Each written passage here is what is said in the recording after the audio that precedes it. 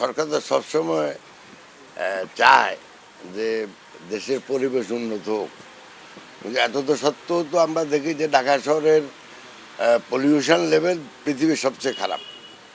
তো এখন সরকার কী চায়, জনগণ কী চায়, সেটা আপনিও জানেন, আমিও জানি। আমার কথা হলো যে যেভাবেই হোক আমাদের জনগণের জীবনমান উন্নয়নের জন্য ভবিষ্যতে আমাদের পরিবেশকে আরও উন্নত করতে হবে। যেমন পলিউশন কমাতে হবে, মানে শুধু যে বাতাসের পলিউশন তা না, আমাদের শব্দের দূষণ কমাইতে হবে, আমাদের নদীর দূষণ কমাইতে হবে। আপনি নদীগুলোর অবস্থায় দেখেন। তো এখন আগের কাউকে দোষ দিয়ে তো লাভ নাই। এখন কাজ হলো আমাদের এগুলির উন্নত করা, যাতে করে আমাদের সব ধরনের পলিউশন দেশে কমে। কারণ পলিউশন দেশের অর্থনীতিকেও ক্ষতিগ্রস্ত করে, মানুষের জীবন মানকেও ক্ষতিগ্রস্ত করে।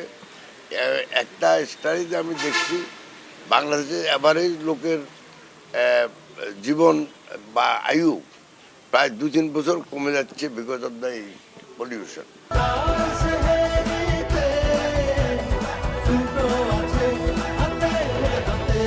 তো এখন পলিউশন তো কমানো আমাদের জাতিগত দায়িত্ব, সরকারের দায়িত্ব এবং আমাদের সবারই দায়িত্ব এটা। না, একটা ঘোষণা ছিল যে 2026 নাগাদ পুরোপুরি পরিবেশ বান্ধব ইতে যাবে সরকার।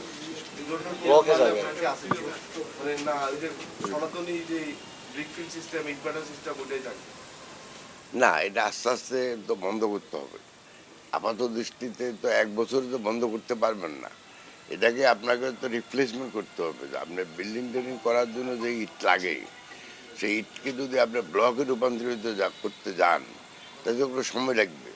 তবে ইতিমধ্যেই যেভাবে হোক বিভিন্ন প্রযুক্তি আছে, সেই প্রযুক্তির মাধ্যমে যদি পলিউশনটা কমানো যায়, সেটা আমরা দেখতেছি এই মুহূর্তে।